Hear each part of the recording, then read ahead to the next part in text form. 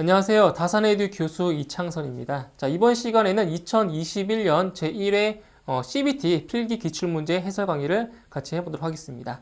자, 먼저 첫 번째 과목인 소방 원론부터 보겠습니다. 자, 1번.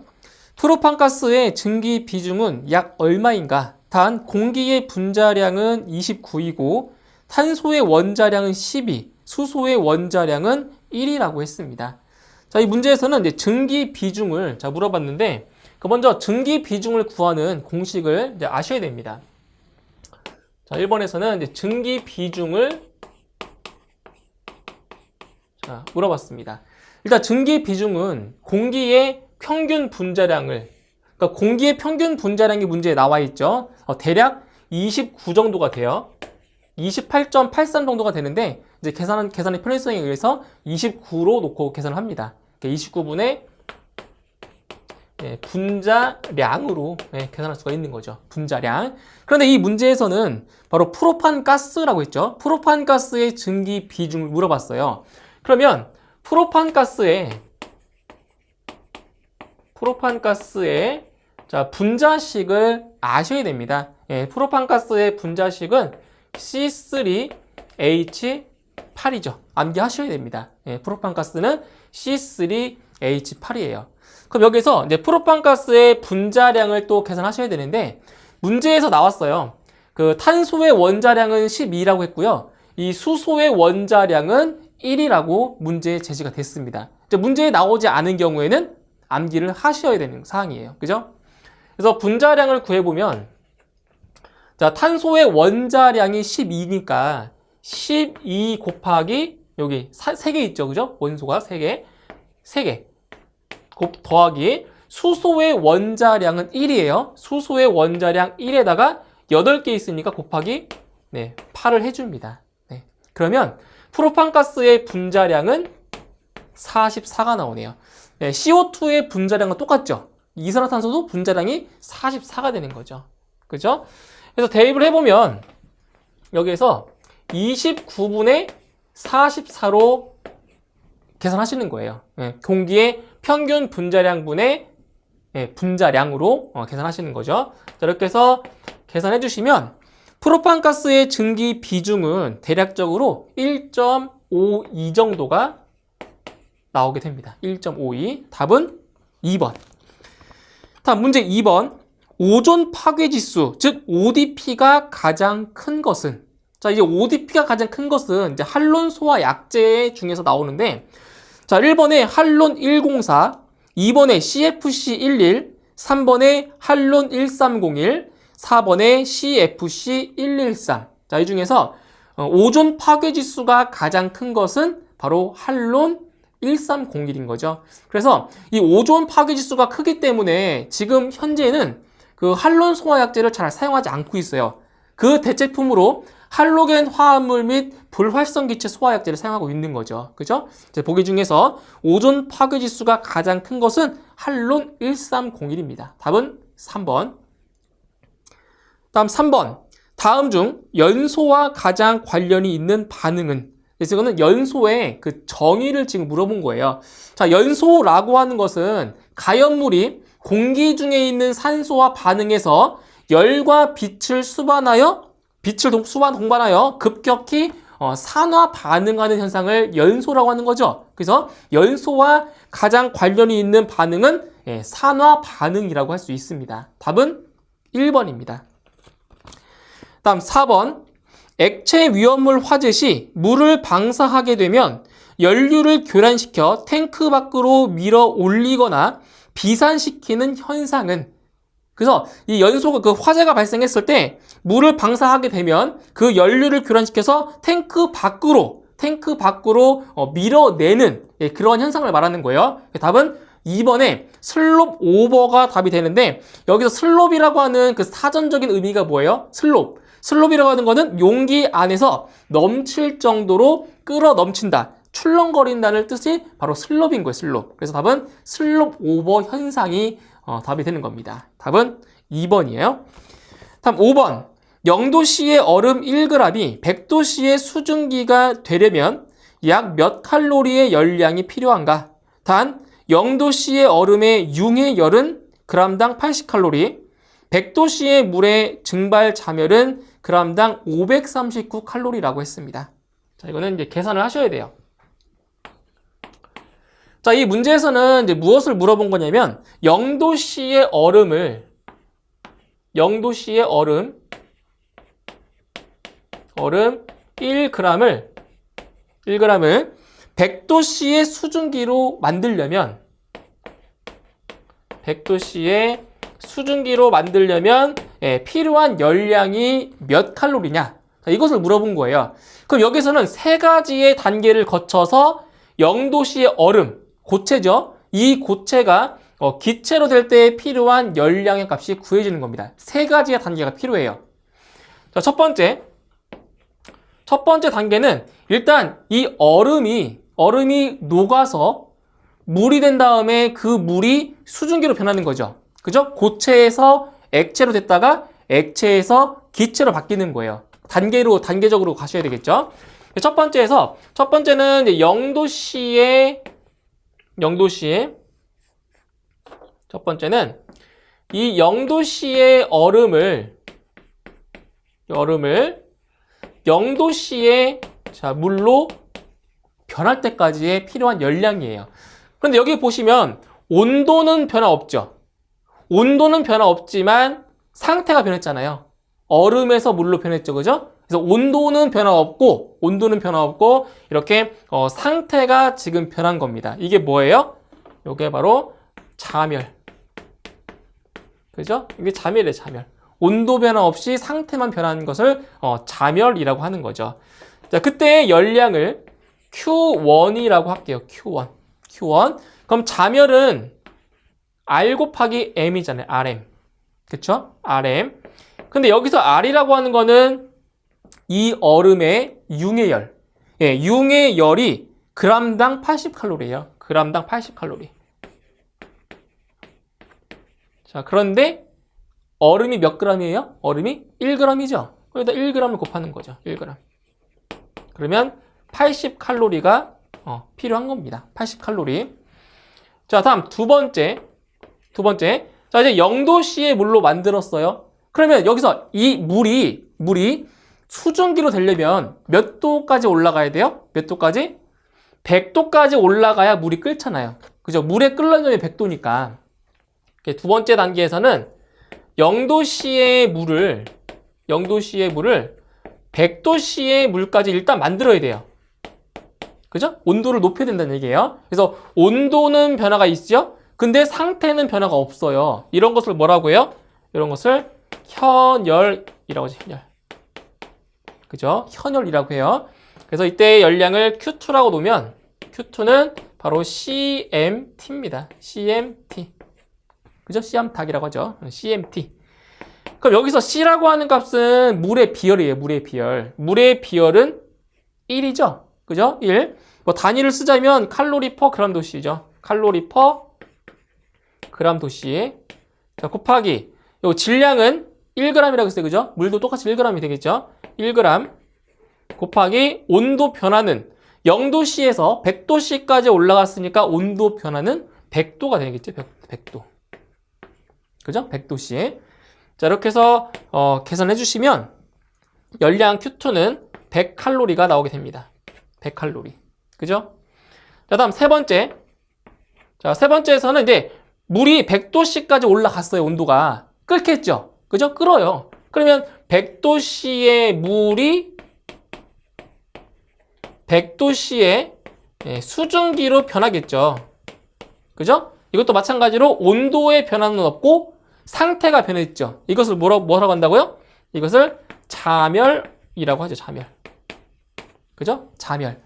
그래서 여기서 이제 Q3를 구해주면 마찬가지로 RM이에요. 자멸 구하는 공식. 그런데 물의 증발 자멸이 g당 539칼로리라고 했죠. 그죠? 그래서 539칼로리 퍼 그램 곱하기 1g.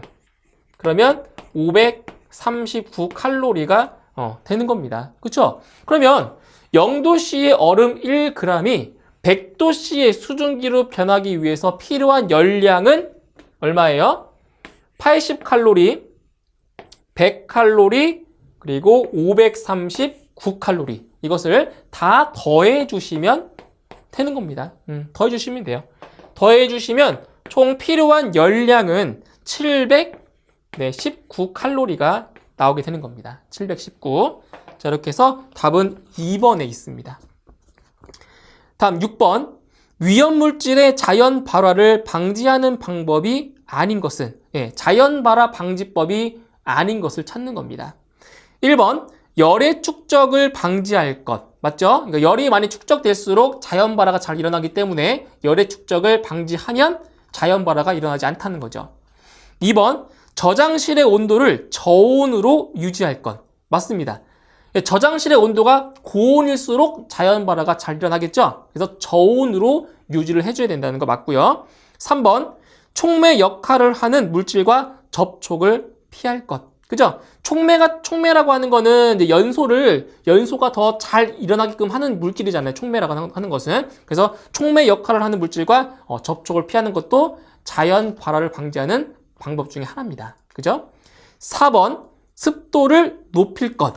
아니죠. 습도가 높은 경우에 자연 발화가 더 잘 이루어집니다. 그렇기 때문에 습도를 오히려 낮춰야 자연 발화가 일어나지 않는 겁니다. 답은 4번. 다음 7번. 폴리염화 비닐이 연소할 때 생성되는 연소가스에 해당하지 않는 것은? 자, 보세요. 폴리염화 비닐이라고 했죠? 폴리염화 비닐.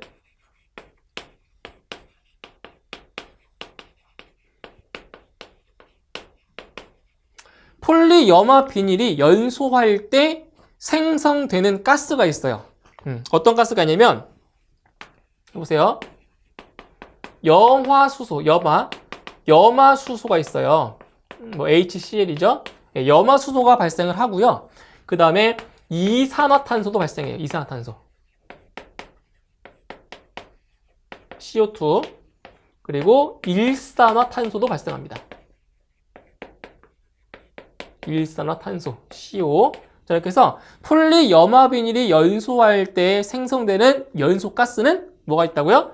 염화수소, 그리고 이산화탄소, 그리고 일산화탄소가 있습니다. 그래서 보기 중에서 해당되지 않는 것은 몇 번? 4번이네요. 4번. SO2는 연소가스가 아닙니다. 그죠? 네, 답은 4번이에요. 다음 8번. 다음 중 코크스의 일반적인 연소 형태에 해당하는 것은? 코크스. 자, 코크스 같은 경우는 석탄을 가공해서 만든 고체 연료입니다. 코크스. 그래서 코크스가 연소할 때 그 연소 형태는 뭐냐? 바로 표면 연소에 해당이 되는 겁니다. 코크스는 표면 연소 암기하시면 돼요. 답은 3번. 다음 9번. 자체에 산소를 포함하고 있어서 자기 연소가 가능한 물질은? 자기 연소. 그러니까 여기 물질 내에 산소가 포함되고 있어서 스스로 연소가 되는 물질을 찾는 거예요. 그래서 1번에 니트로글리세린, 2번에 금속 칼륨, 3번에 금속 나트륨, 4번에 황린. 자, 이 중에서 자기 연소가 가능한 물질은 1번이죠. 니트로글리세린입니다. 니트로글리세린. 그래서 이 니트로글리세린의 그 분자식을 보시면 이렇게 되어 있어요. C3H5에다가 그리고 ONO2,3. 자, 이렇게 되어 있어요. 이게 니트로글리세린의 화학식입니다. 화학식. 그래서 여기는 뭐가 있다고요? 산소가 지금 들어있죠. 그죠? 물질 내에 산소가 포함되고 있기 때문에 자기 연소가 가능하다라는 거예요. 그리고 이 니트로글리세린 같은 경우에는 의약품으로도 사용돼요. 의약품. 그러니까 심혈관 질환자에 복용하는 그 약품 있죠. 약품의 원료도 사용하고 있고요. 그리고 다이너마이트의 원료도 사용하고 있는 게 바로 니트로글리세린입니다. 아시겠죠? 답은 1번입니다. 다음 10번. 질소가 가연물이 될 수 없는 이유를 가장 옳게 설명한 것은?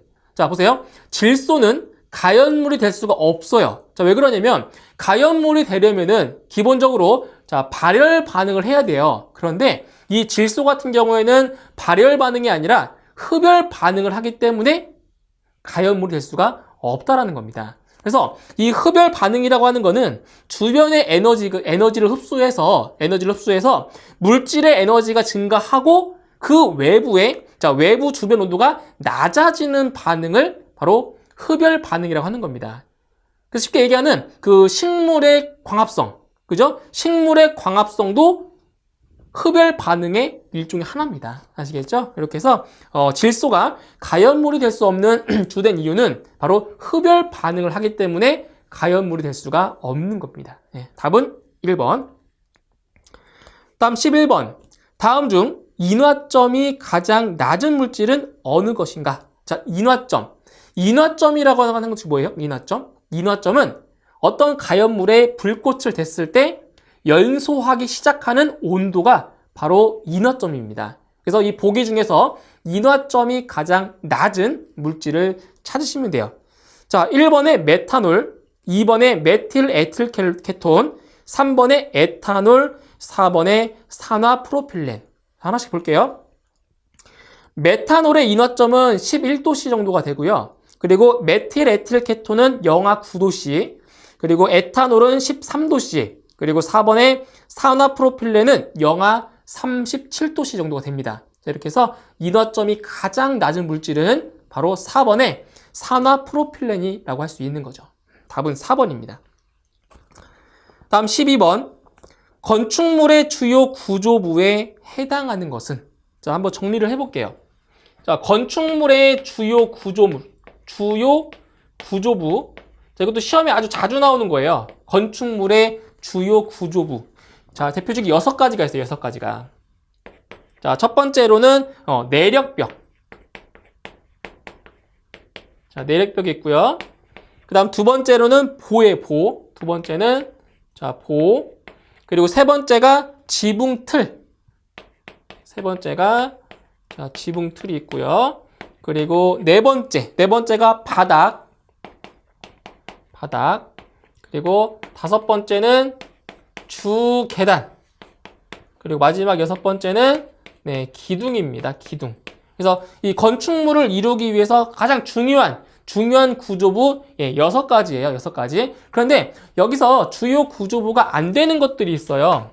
안 되는 것인데, 자, 첫 번째로 보시면, 자, 여기서 사익기둥. 기둥은 되잖아요. 기둥은 되는데 사익기둥은 안 돼요. 그러니까 이런 것들은 오답이에요. 오답. 주요 구조부가 아니라는 얘기예요. 그 다음에 자, 보는 돼요. 보는 되는데 작은 보는 또 안 돼요. 작은 보. 이것도 오답이에요. 작은 보는 안 돼요. 그 다음에 주계단. 자, 주계단은 되는데 옥외 계단은 또 안 돼요. 주요 구조부에 해당이 안 된다는 얘기예요. 그죠? 자, 이렇게 해서 보시면은 또 바닥. 자, 바닥은 되는데 또 최하층 바닥은 또 안 돼요. 이건 주요 구조부가 아니라는 얘기예요. 일반적인 바닥은 되는데. 그래서 보기를 보시면 1번에 사익기둥 안 되죠.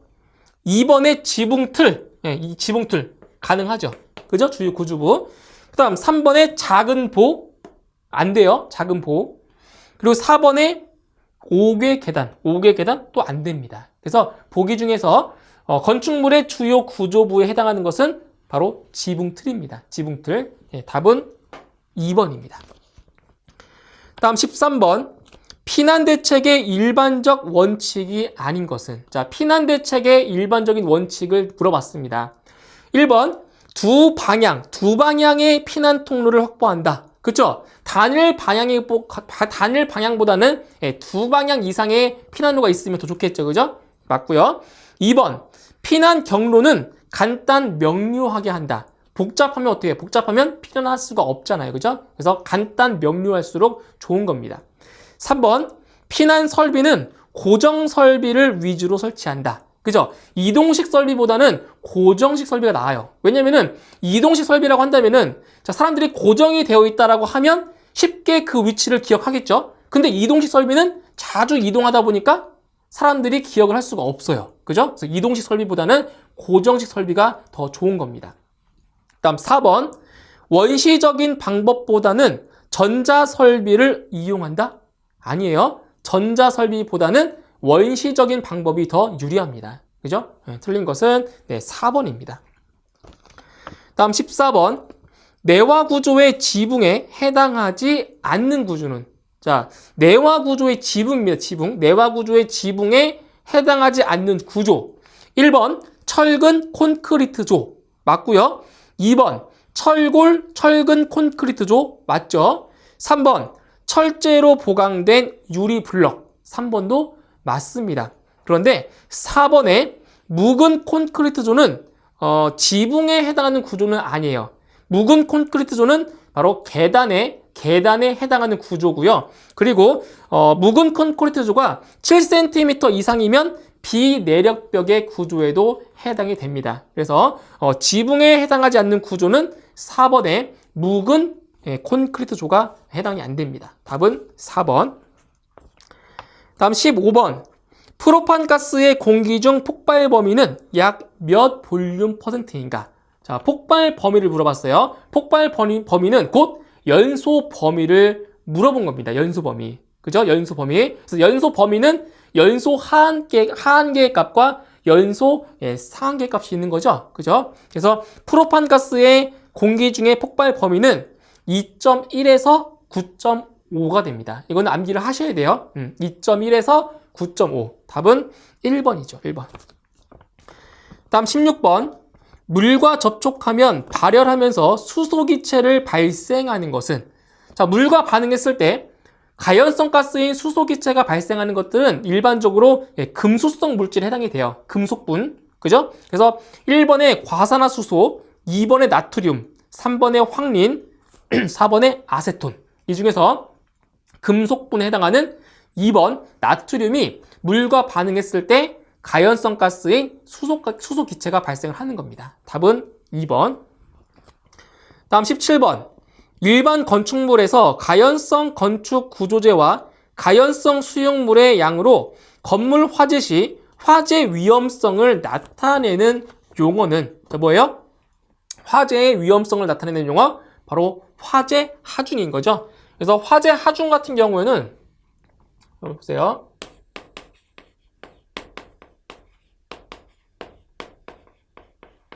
화재 하중. 자, 화재 하중을 정의를 간단히 내리면 이거예요. 화재 하중은 단위 면적당, 단위 면적이라고 하는 거는 1제곱미터를 말하는 거예요. 단위 면적당 가연물의 양입니다. 그래서 단위 면적당 가연물의 양이 많으면 많을수록 화재의 위험도가 더 높은 거잖아요. 그렇죠? 그래서 요 화재 하중의 그 단위를 킬로그램 퍼 제곱미터라고도 표시를 하는 거죠. 단위 면적당 가연물의 양. 그죠? 그래서 보기 중에서 화재 위험성을 나타내는 용어는 1번의 화재 하중입니다. 1번. 다음 18번.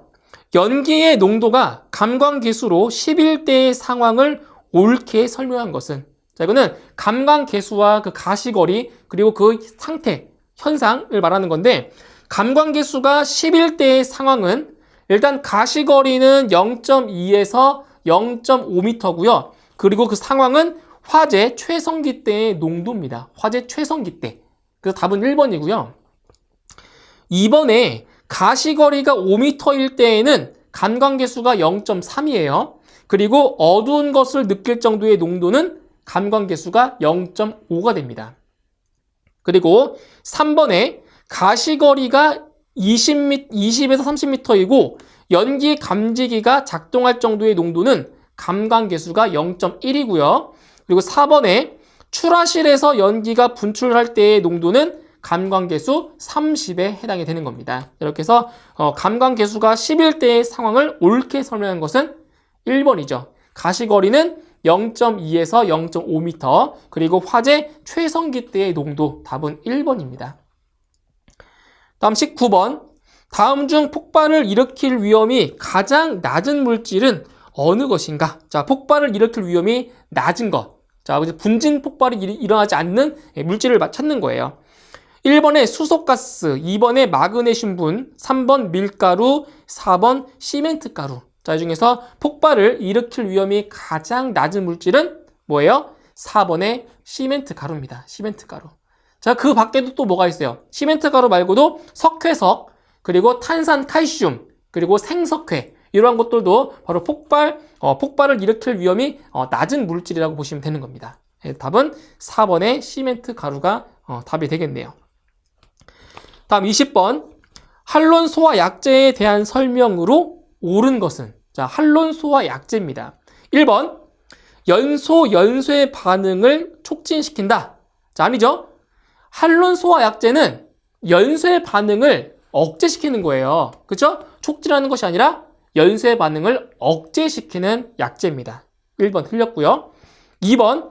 소화 후 잔사가 남지 않는 장점이 있다. 그쵸? 그래서 가스계 소화 설비 같은 경우에는 그 소화 후에 잔유물이 남지 않는 큰 장점이 있는 거죠. 그죠? 그래서 답은 2번이 옳게 설명된 거고요. 3번. 한론 104는 소화 효과도 우수하고 독성도 없다. 다 반대로 얘기했죠? 한론 104는 소화 효과가 약해요. 약하면서 독성은 매우 강합니다. 그죠? 그래서 잘 사용하지 않아요. 4번. 한론 1301, 한론 1211은 에탄의 유도체이다. 반대로 얘기했죠? 에탄의 유도체가 아니라 메탄의 유도체입니다. 그래서 에탄의 유도체에 해당하는 것은 한론 240이죠. 한론 240가 바로 에탄의 유도체입니다. 그죠? 옳게 설명된 것은 2번입니다. 2번.